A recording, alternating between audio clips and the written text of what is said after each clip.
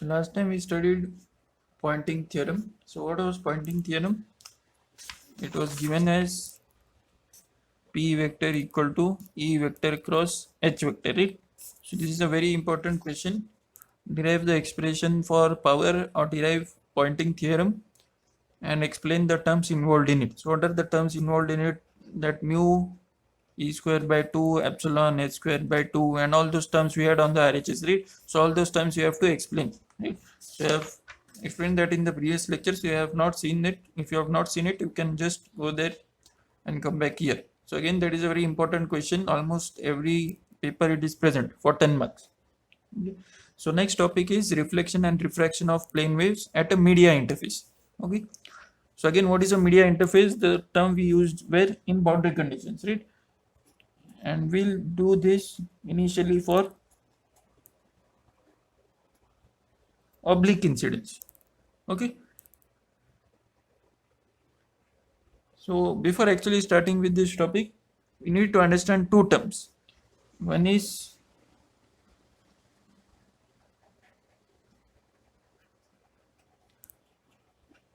perpendicular polarization and second is parallel polarization.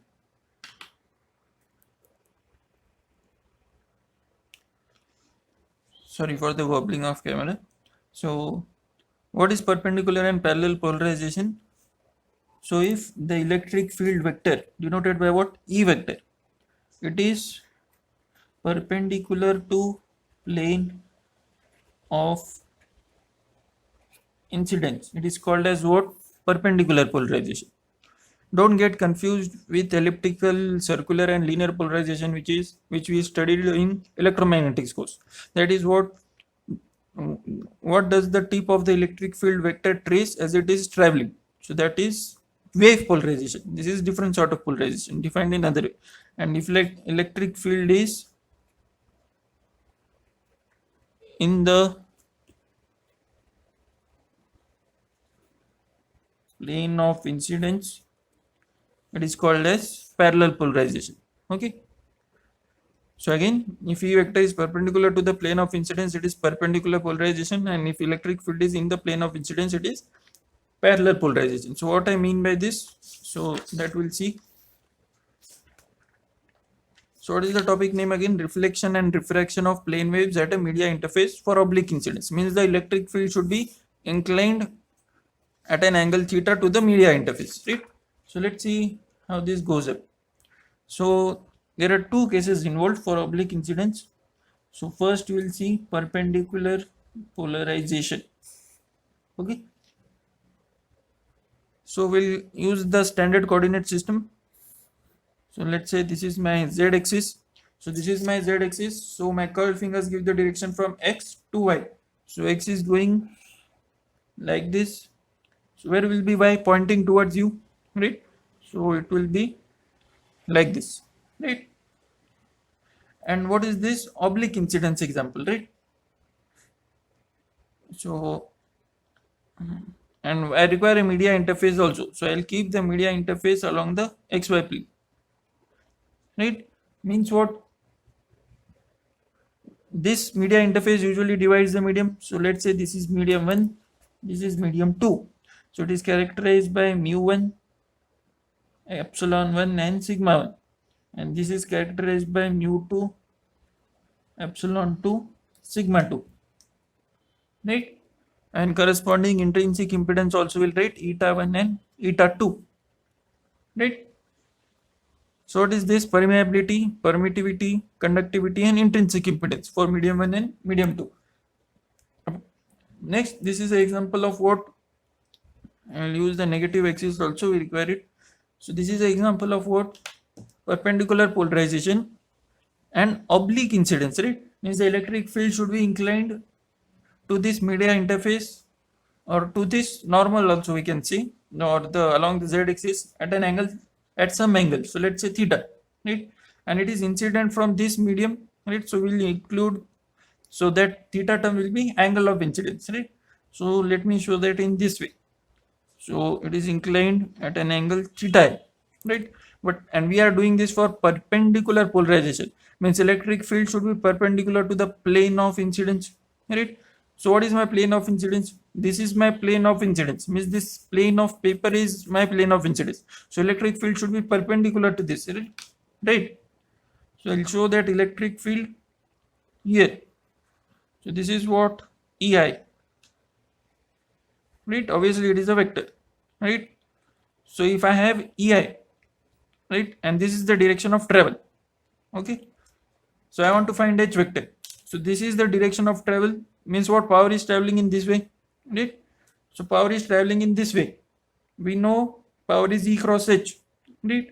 So if this is E vector and this is power traveling in this direction, so what should be my H vector in which direction? First we know E is perpendicular to H, right? So if this is E, H can be like this anywhere, right? But what should the answer give? This cross the H vector should give me this answer, right? So you can either think in this way, or the simpler way is to use again right hand rule. So my direction is in according to the thumb. My curled fingers give the direction from E to H, right? So he is coming upwards, so my position is like this. So 2H means I am going towards right. So I have to draw to the right of E, right? And it should be perpendicular. So I'll draw in like this, right? So this will be what, HI, and obviously it is perpendicular, right? So this is my HI. It inclined at an angle theta I with respect to Z axis, right? Next, what will happen? This I have not written sigma 1 or sigma 2 is infinity. So I can say both are dielectrics, right? So obviously what will happen to this wave? Since it is a dielectric, it can penetrate this. If it was a conductor, we know that it will not go inside the conductor because field inside a conductor are zero. So entire wave will be reflected back if this is a conductor. But since this is a dielectric, it can penetrate this medium also, but some part may get reflected also. It is not necessary that everything goes inside. So some part may get reflected, some part will get refracted. That's why the name is reflection and refraction. So I'll have reflection here and I'll have reflection here. So reflection can be at any angle, right? So again, if you see, electric field is perpendicular to the plane of incidence. So this is perpendicular polarization. So here also it will be perpendicular only. So this is ER, and this is transmitted, I can say. So this is what, ET vector. Okay. So again I'll require to find HR here and HT here, right? So here again, so towards right my curled fingers are going. So my HR is in this direction. I should have drawn in the middle only. Sorry for that. So then similarly here HT is pointing right and downwards, right? So this will be my HT vector, right? And it is inclined at an angle, some angle, let's say that angle is theta T. So from basic, you know that angle of incidence for incidence and reflection is equal. So this is theta I only because both are equal. We know that from basic, right? So next, what we need to do is we need to resolve this. Okay. So this is HI, right? So I want to resolve this into perpendicular and parallel components. So what I can do? So how does the components look? They look like this, right? Because they are getting resolved, right? Because this is a component of, sorry, this vector is a combination of two resolved components, right? So similarly this will be like this and this will be like this. So we need to find these two components each for corresponding to H vector, right? So let's start from the incidence part, right? So this angle is theta I. So what is this angle? Theta I, right? So what is this? 90 minus theta I, and this is again theta I. sorry 90, and this is 90 minus theta I. So this has to be what? Theta I. Basic geometry. Again I'll repeat. What is this? Theta I. So this is vertically opposite angle theta I. This is 90 degree. So this has to be 90 minus theta I. So what is this angle? 90. So and this is 90 minus theta I. So this has to be theta I. Right? So what will this component be? Right? So if I extend this like this, I'll get this rectangle. So this is what? 90 degrees. So this will be hypotenuse. That means this is a vector. HI vector is the hypotenuse. And I want to find this. So this is the adjacent side corresponding to theta, right? So if you remember the derivations of electric field intensity, I had said take the adjacent side as hypotenuse into cos theta and the opposite side as into sin theta, right? So this has to be what? HI vector cos theta I, because this is the adjacent side and this is the opposite side which corresponds to this only. So this is HI vector sin theta I, right? Similarly here what will happen? This is theta I. So this is 90 minus theta I. So this is theta I, right? So which is the, so this is the, what do we say, opposite component, right? So that will be theta I. So this is, sorry, this will be cos theta I, right? And this will be HR sin theta I. I messed it up very badly, right? So similarly here, this is theta T, right? So which angle will be theta T here? Can you think?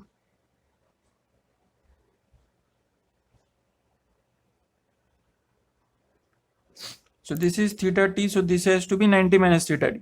This entire is 90, so this is theta T, right? So this will be what? H T, this is theta T, right? So this is opposite, so this has to be adjacent. So H T cos theta T. This is H T sin theta T, right? Sorry, this I said correct. This is sin theta I. This is cos theta I. I'll draw this here again so that it is clearly visible. I have this EI vector, sorry, ER vector, right? So I have this HR vector, right? Then this is HR sin theta I.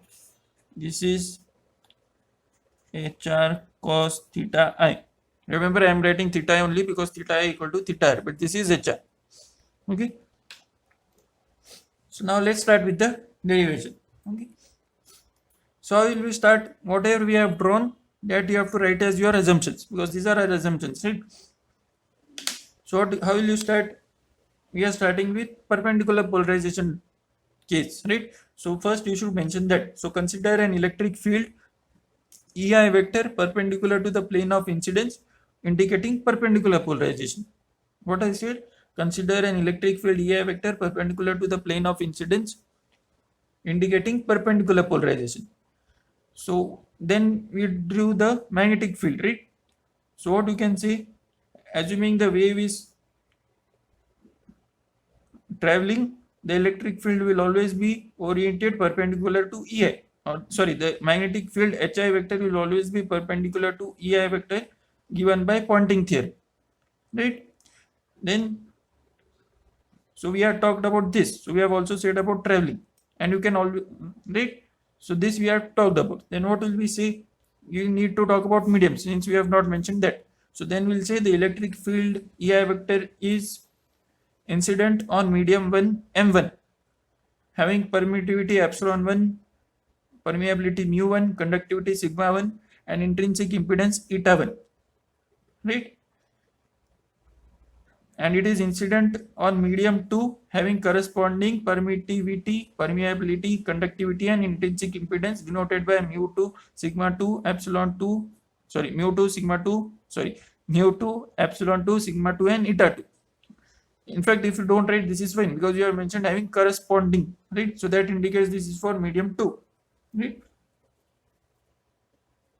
Then if you are you can miss something. So what you can write a very generalized statement. So you can say, assuming the wave is traveling in z direction, the orientation of all vectors are as shown in the figure. So when you write are as shown in the figure, whatever things you are missed, the examiner knows that it is shown in the figure. Okay, and this is x.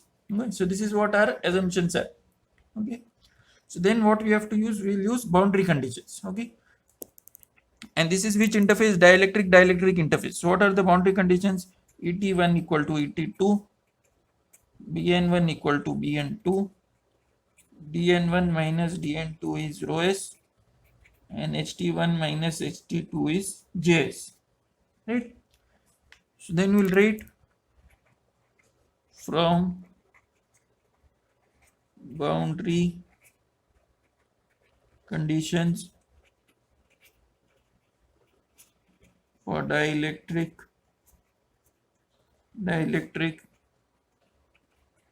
interface we have.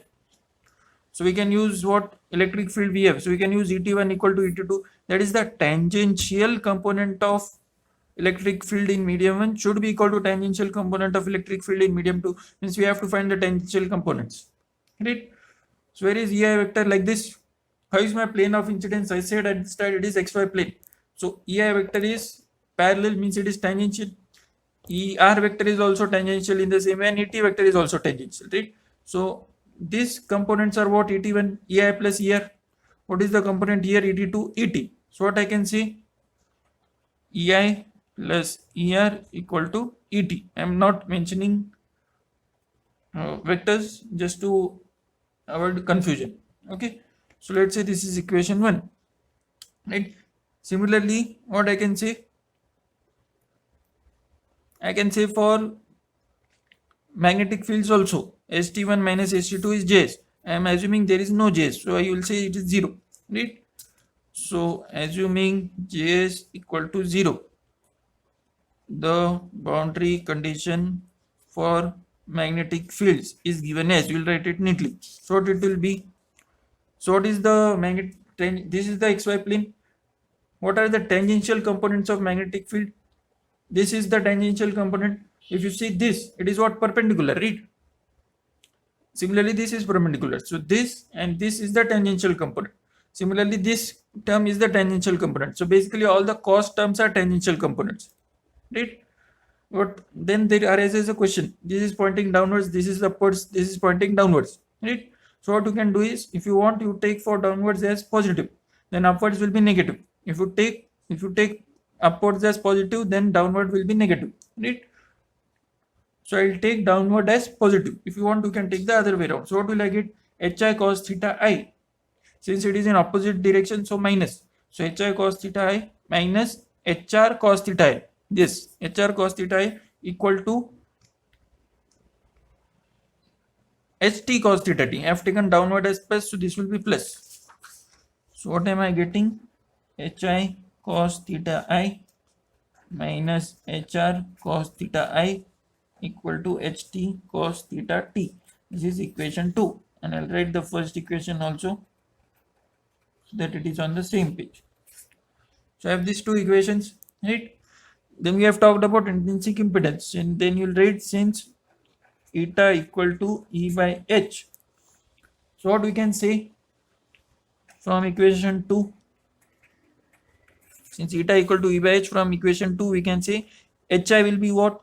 Ei by eta I, right? So therefore Ei upon eta I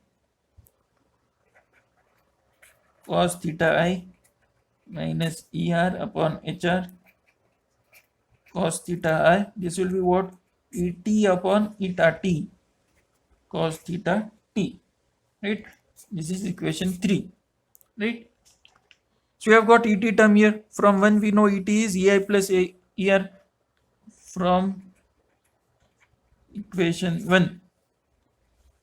Therefore from equation 1, Ei upon eta I cos theta I minus Er upon hr cos theta r equal to Ei plus Er upon eta t sorry, this will say medium 1 and medium 2. There is nothing as incidence, sorry, incident and transmitted intrinsic impedance. So this is a incident is in which medium? Medium 1. Reflected is also in medium 1, right? And this is eta 2. This will be eta 2, sorry, this is eta 1. This is eta 1. So this is eta 2 cos theta t, right?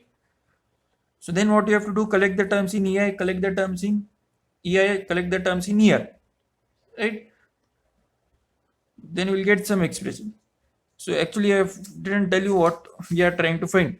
So I started it very badly, to be frank. So why we are doing this derivation is, what is the name of the topic? It is reflection and refraction of plane waves at media interface, right? So this is the diagram, right? So we are making a plane incidence. I want to check how much of the wave is reflected and how much of the wave is refracted. That I want to check. So it is measured by two quantities, which is gamma, which is called as reflection coefficient. So it is given as ER upon EI. So it is a fraction of ER by EI, right? So it gives how much of the wave is reflected. Similarly, I have transmission coefficient given by ET by EI. So I want to find these two components. That's why I am doing all this stuff. Okay. So what I want to find ER and EI from this. Right? That's why we substituted this ET as EI plus ER, because ET is not required. So I got ER, EI, ER, EI. So then collect the terms in ER here, collect the terms in EI to the right. So therefore, ER we take here. So it will be what? Minus of ER into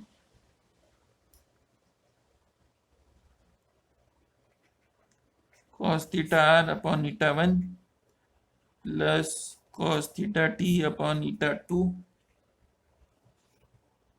equal to EI times cos theta I upon eta 1. This will become minus, so minus cos theta t upon eta 2, right? So then cross multiply this, so we'll get therefore minus ER into eta 2 cos theta r plus eta 1 cos theta t upon what it will be, eta 1 eta 2,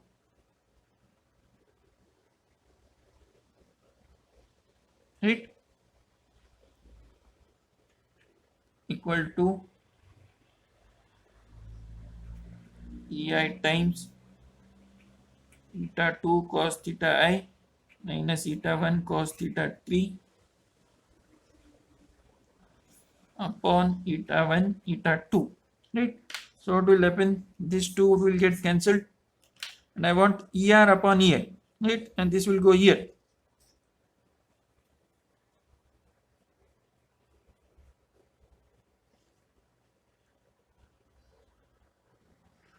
So what we want again? ER upon EI. So what will I do? I'll take this EI here. This is anyways cancelled, so I'll get come here. So what will I get? Minus. So I should not get minus. I have made some mistake. So let me check. This is EI cos theta t upon eta 2. Okay, I've made this as negative. So this should be negative, right? When it goes here, it will be minus EI cos theta I upon eta 1, right? So I have taken this as plus. So this is minus, this is plus, right? So what will I get? This will be plus, this will be minus, right? So when I take this minus inside, this will become plus, this will become minus, right? So what will I get? Therefore, that is my gamma, and it is for perpendicular polarization. So it is ER upon EI equal to, if you see, it is eta 2 cos theta I minus eta 1 cos theta t upon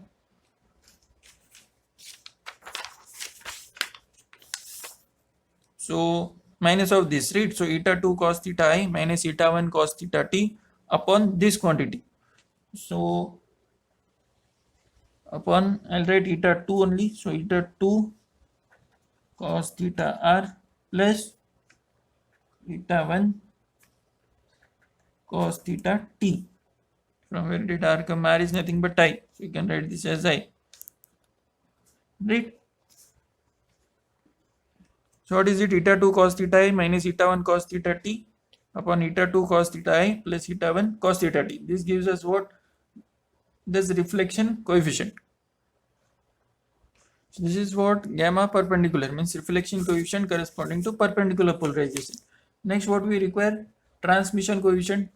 How is it given as? It is given as Et upon Ei, right? So it is denoted by tau. Perpendicular, it is what? Et upon Ei, right? So what we know from equation 1, we know that Ei plus Er equal to Et, right? So I just want Et by Ei. So if I divide this by Ei, I'll get it. So dividing by Ei. So therefore, what will get? 1 plus Er upon Ei equal to Et upon Ei, right? So therefore, this is what tau, and corresponding to perpendicular polarization, equal to what? 1 plus, this is what? Gamma. So gamma perpendicular. So tau perpendicular is nothing but 1 plus gamma perpendicular. Remember, this is corresponding to perpendicular polarization, right? So I know what is gamma perpendicular. So let's substitute here. So therefore, tau perpendicular equal to 1 plus eta 2 cos theta I minus eta 1 cos theta t upon eta 2 cos theta I plus eta 1 cos theta t, right? So again cross multiply. So therefore, tau perpendicular equal to, so it will get this into this plus this into this, right? So eta 1 cos theta t, it's okay, I'll write it, eta 1 cos theta t plus eta 2 cos theta I, this into this plus this into this. So plus eta 2 cos theta I minus eta 1 cos theta t upon same denominator. So eta 2 cos theta I plus eta 1 cos theta t. So what will happen? Some terms are getting cancelled. So what are those?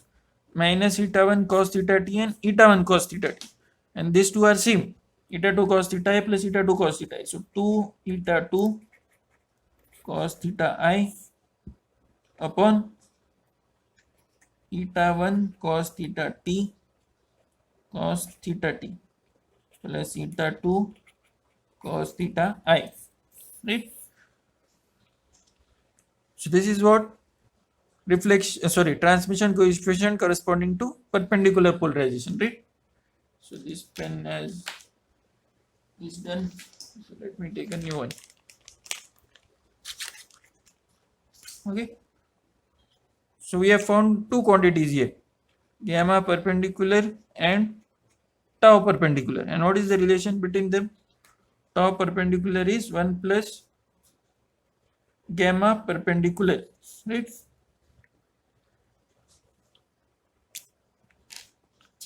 Again, what is eta 2? It is intrinsic impedance in medium 2. What is eta 1? Intrinsic impedance in medium 1. What is theta I? Angle of incidence. What is it? Theta t?